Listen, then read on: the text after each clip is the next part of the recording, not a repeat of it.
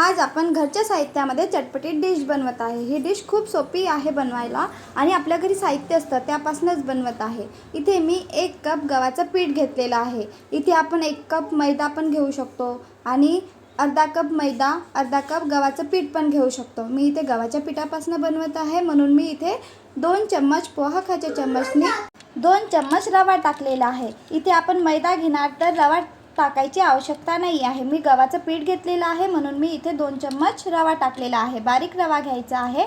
पोहा टाकलेला आहे। पोहा खायच्या चम्मचने 1 चम्मच काळी तीळ टाकलेली आहे आणि चवीनुसार मीठ टाकलेलं आहे। पोहा खायच्या चम्मचने 1 चम्मच तूप टाकलेलं आहे। तूप टाकल्याने क्रिस्पी बनत असतं। इथे आपण तेलाचा पण वापर करू शकतो पण तुपाने क्रिस्पी बनतं म्हणून मी इथे तूप टाकलेलं आहे। तेलाचा वापर केला तरी चालेल। तूप टाकल्यानंतर मिक्स करून घेऊया जेणेकरून पिठाला तूप पूर्ण पिठाला लागायला पाहिजे। आता आपण थोडे थोडे पीठ टाकून चपाती बनवण्याकरता पीठ मळत असतो त्याप्रमाणे पीठ मळून घेतलेलं आहे। फार जास्त पाण्याचा वापर नाही करायचा आहे। गिलसर पीठ मळायचं नाही आहे। घट्ट असं पीठ मळायचं आहे। इथे 2 मीडियम आकाराचे बटाटा घेतलेले आहे। बटाटा किसून घेऊया किंवा मॅशरने मॅश करून घेतले तरी चालेल। चटपटीत आहे, क्रिस्पी बनतं आणि खाण्याकरता खूप चविष्ट लागतं। लगेच पाहुणे आले किंवा घरी नाश्त्यामध्ये काय बनवायचं तर सहज ही डिश बनवू शकतो। इथे मी चाट मसाला, आमचूर पावडर, काळा मीठ, थोडाच गरम मसाला, फार जास्त नाही टाकायचा, जिरं पावडर, कोथिंबीरनी कोणत्या पण डिशला चव येत असतं, चवीनुसार मीठ हे साहित्य टाकलेलं आहे आणि मिक्स करून घेऊया। इथे मी लाल तिखटचा वापर केलेला आहे। इथे आपण हिरवी मिरचीचा पण वापर करू शकतो। बाळ खाणार म्हणून मी इथे लाल मिरचीचा वापर केलेला आहे। आता आपण यामध्ये टाकूया कॉर्नफ्लोअर। कॉर्नफ्लोअर टाकल्याने काय होणार, आपल्याला कॉर्नफ्लोअर यामध्ये 2 चम्मच टाकूया पोहा खायच्या चम्मचने। आपण याकरिता टाकत आहे की डिश बनवणार तर बाहेर मसाला नाही निघायला पाहिजे आणि आपल्याला घोळ स्लरी काहीही बनवायची आवश्यकता नाही आहे म्हणून आपण इथे कॉर्नफ्लोअरचा वापर करत आहे। क्रिस्पी बनतं, खूप चविष्ट लागतं खाण्याकरिता आणि पटकन बनतं ही डिश। पीठ मळून घेतलेले होते बाजूला ठेवलेले आहे तेव्हापर्यंत आपण इथे मसाला बनवून घेतलेला आहे। समोसा कचोरी पण ही डिश समोसा कचोरीपेक्षा पण ही डिश खाण्याकरता खूप छान लागतं। पीठ मळून झालेले आहे। मसाला बनविला तेव्हापर्यंत पीठ बाजूला ठेवलेले होते। बघा पीठ फार घट्ट पण नाही, फार गिलसर पण नाही केलेले आहे। याप्रमाणे पीठ मळायचे आहे आणि आता आपण चपाती लाटत असतो त्याप्रमाणे लाटून घेऊया। आपल्याला चौकोनी आकार द्यायचा आहे म्हणून मी त्याप्रमाणेच चपाती लाटलेली आहे। चौकोनी आकार देऊया। बघा चौकोनी आकार दिलेला आहे। आता आपण मसाला बनवून घेतलेला होता तो मसाला यामध्ये भरायचा आहे। मसाल्याला पण चौकोनीच आकार द्यायचा आहे। फारसा वेळ लागत नाही, क्रिस्पी बनतं आणि ही डिश बनवून आपण 1 आठवड्यासाठी फ्रीजमध्ये ठेवू शकतो। जेव्हा मुलांना खायचं असेल किंवा मोठ्यांना खायचं असेल तर तेव्हा तळण्याकरिता घेऊ शकतो।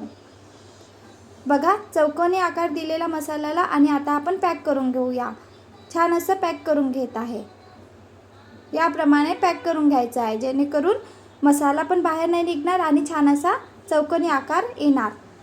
बाजूचा भाग उरलेला होता त्याला आपण पाणी लावून सुद्धा पॅक करू शकतो किंवा मी याप्रमाणे पॅक करून घेत आहे।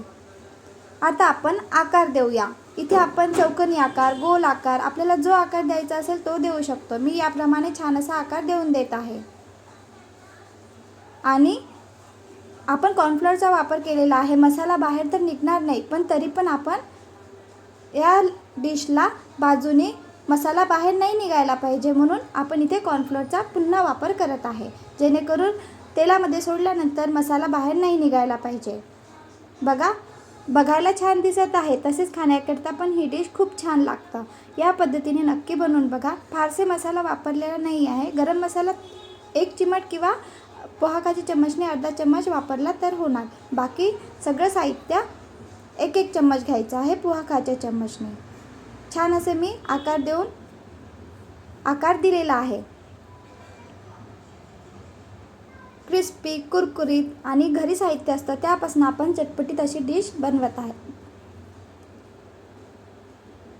कॉर्नफ्लोअरचा वापर केल्यामुळे मसाला तर तेलामध्ये सोडल्यानंतर डिशला तेलामध्ये सोडल्यानंतर निघणार नाही पण आपण काय करत आहे या पद्धतीने छान असं पॅक करून घेत आहे.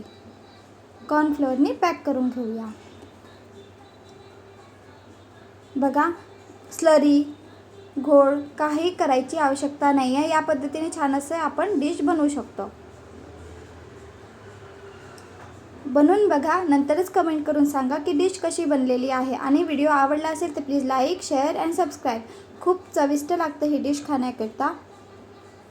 या पद्धतीने मी पूर्ण डिश बनवून घेतलेली आहे. आणि आता आपण तळण्याकरता घेऊया.